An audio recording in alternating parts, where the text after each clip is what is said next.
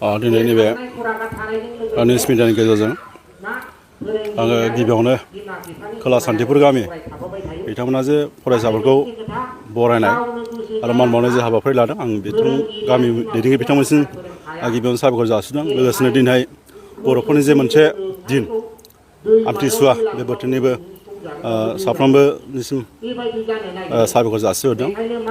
दा आङो नैबाव बिथांमोना जिबायदि मोनसे हाबाफारिखौ लादों जोङो बाख्नायनांगोन।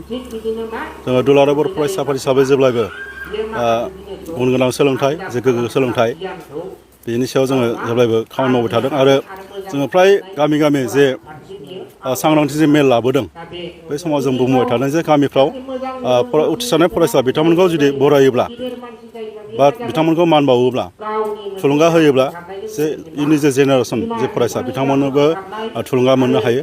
दा ओंखायनो आं आसा खालामदों नैबे हाबाफारिनि गेजेरजों नैबे गामिनि जाय बरायजाबाय बिथांमोनाबो जिथु रायजो राजाखौ लानानै जे साखि बायदि जाबाय जे बिथांमोनखौ मान होबाय बिथांमोनाबो जाहाथे गोसोआव मोनसे सानथों जे जा ओंथि आरो थांखिखौ लानानै गामिया बरायदों बे ओंथि आरो थांखिखौ बुजिनानै जाहाथे बरायजानाय फरायसाफ्रा जाहाथे जाफुंसार जानो हाथों आरो बे गामिनि बा जोंनि बे ओनसोलनि जे जेनेरेसन जे फरायसाफोर बिथांमोनाबो थुलुंगा मोनथों होननानै आङो बा थुलुंगा मोनगोन आङो मिजिंथियो।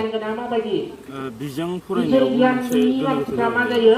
बेयावथ' इंलिस आरो बर' बिजों बे बेलायाव आङो सानो मिडियामखौ लानानै खुनु गोनो गोथो गैया। दिनैहाय जोङो नुनो मोनदों बर' बिजों फरायनानैबो गोबां एसे साख्रि मावनाय गोबां डक्टर उथ्रिसार जानो हानाय नङा होमबा, गोबां नोङो इउनिभार्सिटियाव PhD खालामनानै साख्रि मावनाय गोबां दङ। दा ओंखायनो आं सानो बेयाव मिडियामा सोलोंथाइ लानायाव जेबो मोनसे फेक्टर नङा। दा जोङो बर' मिडियामजोंबो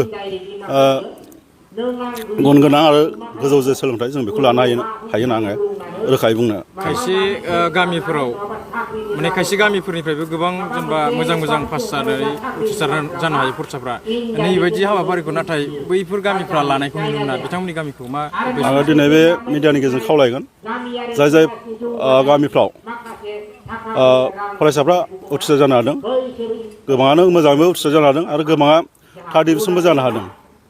अब्लाबो बिथांमोनखौ थुलुंगाखांनाय हिसाबै बिथांमोनखौ बरायनाया मोजां। आं गासैबो गामिफोरखौ जाहाथे हायोबा बरायनाया क्लाबनि दैदेननायावनो जाथों बा गामि आफादनि दैदेननाय जाथों बिथांमोनखौ बरायनांगौ होनना आङो सानो आरो। आङो गासै नोंथांमोननि चेनेलखौ अनसायग्रा साफ्रोमबो रायजो राजाफोरनिसिम आङो गिबियावनो बर'नि मोनसे आंगो फोरबो अम्बुबासि बा आमथिसुवा बे फोरबोजों लोब्बा लानानै लोगोसे दिनैहाय जोंनि खोला सान्थिपुर गामिनि फरायसा फरायसुलिफोर जायफोर फरायसा फरायसुलि बिथांमोना थांनाय 2023 मायथाइयाव मेट्रिक आरो हायार सेकेन्डारि आनजादखौ मोजाङै मोजां उथ्रिबाय। बिनि थाखाय आङो बयनिसिमबो फरायसा फरायसुलिफोरजों लोगोसे बिमा बिफा आरो जोंनि गासै फोरोंगिरि मानगोनां दिथागिरिफोरनिसिम आंनि साबायखर जासिदों। बेजों लोगोसे दिनैहाय गुबुन गुबुन बोसोराव बा थांनाय बोसोराव लानाय बायदि देग्लायबो जों गामि खोला सान्थिपुर गामिया मेट्रिक आनजाद आरो हायार सेकेन्डारि आनजादाव उथ्रिसार जानो हानाय फरायसा फरायसुलिफोरखौ सानसेनि मेहेरगोनां हाबाफारिजों बिथांमोनखौ बरायनाय बे हाबाफारिखौ लानाय जादों। दा बे हाबाफारियाव जोङो बे जे थांखि जोंनि फरायसा फरायसुलिफोरखौ इयुन जिउ दानांगौ बा बिथांमोननि जे सोलोंथाइनि बाथ्राखौ लानानै बिथांमोननि इयुनाव जाहाथे माने मोजाङै मोजां सोलोंथाइ लानानै जाफुंसार जानो हायो बिनि थाखाय जोङो चिरां जिल्ला दुलाराय बर' फरायसा आफादनि आथिखालनि बानस' आफादगिरि बिथां सोरांसार बसुमतारी बिथांखौ जोङो गाहाय आलासि हिसाबै लेंबोदों। आरो बेजों लोगोसे जोंनि ओनसोलनिनो मोनसे बर' थुनलाइ आफादनि गुदि आफाद सान्थिपुर आरो हाथिसार बे गुदि आफादनि मानव गेदेर आफादगिरि बिथां सोमदोन नार्जारी बिथांखौबो जोङो हांख्रायनानै लाबोदों। आरो जोंहा सासेबाव जर'खा आलासि हिसाबै जिथु दख'रा दुलाराय बर' फरायसा आफादनि बारग' आफादगिरि बिथां मृत्युन्जय बरगयारी बिथांमोनखौबो जोङो आलासि महरै लिंबोदों।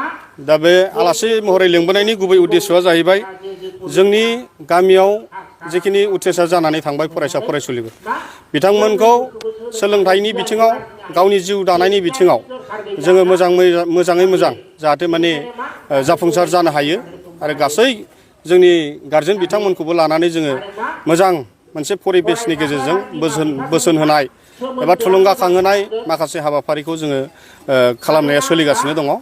ओंखायनो नोंथांमोननि मिडियानि गेजेरजों आं बेखौनो फोरमायनो लुबैदों, जोंनि गामियाव जे जाखांफुबाय थानाय बा सोलोंथाइ लाफुबाय थानाय फरायसा फरायसुलि बिथांमोनाबो दिनैनि जे बरायनाय हाबाफारिखौ नुनानै इयुन समाव बिथांमोननि फंबाय बिनानाव बिथांमोनाबो जाहाथे माने नुनानै थुलुंगाखाङो आरो मोजां आखल आखु दानायजों लोगोसे फरायनायजों लोगोसे गारजेन बिथांमोनाबो जाहाथे माने इयुन समाव साबसिननिफ्राय हामसिन दायथ' लानानै गथ' गथायफोरनि सायाव बेबायदि बिबान लानानै माने इयुनावबो मोनसे मोजां आबहावानि गेजेरजों जाफुंसार खालामो, आं बेखौ मिजिंथियो।